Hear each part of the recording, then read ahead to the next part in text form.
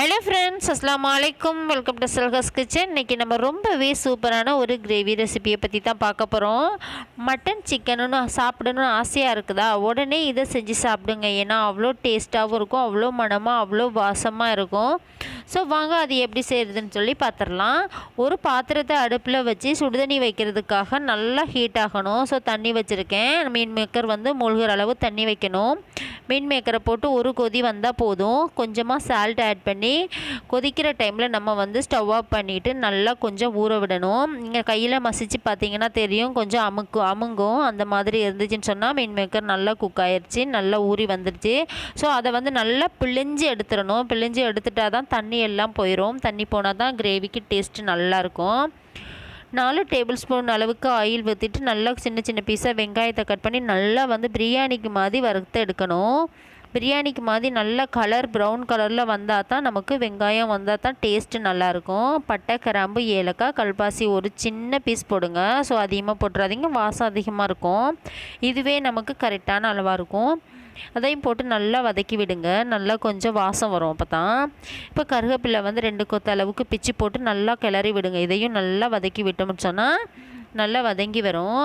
So அதுக்கப்புறமா நம்ம தக்காளி எல்லாம் குட்டி குட்டி பீஸாக கட் பண்ணிக்கணும். இதுக்கு தக்காளி அரைச்சி கூட போட்டுக்கலாம். ஸோ நான் குட்டி குட்டி பீஸாக கட் பண்ணி போட்டிருக்கேன்.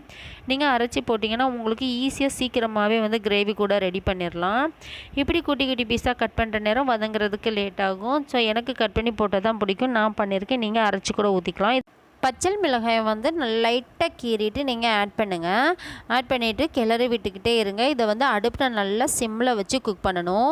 இஞ்சி பூண்டு பேஸ்ட்டு 100 கிராம் தான் நம்ம போட்டிருக்கோம். ஸோ 100 கிராம் சோயாபீன்ஸுக்கு 1 டேபிள் ஸ்பூன் இஞ்சி பூண்டு பேஸ்ட்டு போட்டால் கரெக்டான அளவாக இருக்கும்.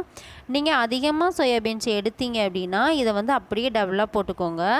100க்கு 1 டேபிள் ஸ்பூன் தான் போடணும். ஸோ அப்போ தான் டேஸ்ட்டும் வாசமும் நமக்கு கரெக்டாக இருக்கும். இது இந்த மாதிரி நல்லா பச்சை வாசம் போகணும். நல்லா மசிஞ்சு பாருங்கள், மைய மாதிரி வந்துருச்சு. இந்த நேரத்தில் சிக்கன் மசாலா 1 டேபிள் ஸ்பூன், மஞ்சள் தூள் 2 பிஞ்ச் அளவு, மிளகாய் தூள் 1.5 டேபிள் ஸ்பூன். ஸோ உங்களுக்கு கொஞ்சம் காரம் இன்னும் கொஞ்சம் அதிகமாக வேணும் அப்படின்னா அதுக்கு ஏற்ற மாதிரி நீங்கள் காரம் ஆட் பண்ணிக்கோங்க. இது எல்லாமே நல்லா எண்ணெயில் ஆயில் பிரிஞ்சு இந்த மாதிரி திரண்டு வரணும். ஸோ இப்படி எதுக்காக வரணும்னா அப்போ தான் நமக்கு கிரேவி கலர் கொடுக்கும். 50 ml தயிர், 50 ml தயிரை விட்டு நல்லா அதையும் எண்ணெய் பிரிஞ்சு வர அளவு நல்லா கிண்டி விடுங்க. அப்போ தான் நமக்கு எண்ணெய் பிரிஞ்சு வந்தால் தான் கலர் கொடுக்கும். கிரேவி பார்க்கவும் அழகாக இருக்கும், டேஸ்ட்டாகவும் இருக்கும். 50 ml தயிருக்கு அதே 50 ml நம்ம ஊற்றின அளவுலேயே தண்ணியை ஊற்றணும். அதுக்கு மேலே அதிகமாக தண்ணி ஊற்றணும்னு சொன்னால் கிரேவி அதிகமாக தண்ணி ஆயிரும், டேஸ்ட்டு கொஞ்சம் கூட நல்லா இருக்காது.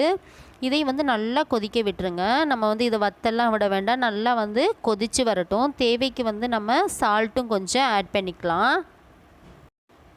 இதை நம்ம கொஞ்சம் சிம்மிலேயே வச்சு குக் பண்ணுவோம். அப்போ தான் டேஸ்ட்டு நல்லாயிருக்கும். கொஞ்சமாக சால்ட் ஆட் பண்ணி நல்லா கிண்டி விடுங்க. நம்ம ஆல்ரெடி மீன் மேக்கர்லேயும் சால்ட்டு போட்டிருக்கோம். அதனால் சால்ட்டை அதிகமாக போட்டிங்கன்னா ரொம்ப நமக்கு சாப்பிட முடியாமல் போயிடும். நல்ல மீன் மேக்கரை நல்லா தண்ணி வடிய விட்டு நல்லா அழுத்தி பிழிஞ்சிடணும். அழுத்தி பிழிஞ்சோம்னா தான் அதில் உள்ள தண்ணி எல்லாம் போயிடும் வெளியில். தண்ணி எல்லாம் வெளியில் போனதுக்கப்புறமா நம்ம இதில் போட்டோம்னா அந்த கிரேவியோட சாறு எல்லாமே உள்ளே போய் நம்ம சிக்கன் குழம்பு, சிக்கன் கிரேவி சாப்பிட்ற மாதிரியே மட்டன் மாதிரியே ரொம்ப டேஸ்ட்டாக இருக்கும். இந்த மாதிரி ஒரு தடவை செஞ்சு பாருங்கள், எல்லாருக்குமே கண்டிப்பாக பிடிக்கும்னு நினைக்கிறேன். இந்த மாதிரி செஞ்சு பார்த்துட்டு எப்படி இருக்குன்னு கமெண்ட் பண்ணுங்கள், லைக் பண்ணுங்கள், ஷேர் பண்ணுங்கள். முக்கியமாக நம்ம சல்ஹாஸ் கிச்சன் சேனலை ஃபாலோ பண்ணுங்கள், சப்ஸ்கிரைப் பண்ணுங்கள். ஓகே ஃப்ரெண்ட்ஸ், இது மாதிரி பல வீடியோஸ் நீங்கள் பார்க்கணுன்னு நினச்சிங்கன்னா நம்ம சேனலை மறக்காமல் ஃபாலோ பண்ணிவிட்டு வாங்க. தேங்க்யூ ஃப்ரெண்ட்ஸ், தேங்க்யூ ஃபார் வாட்சிங். பாய்.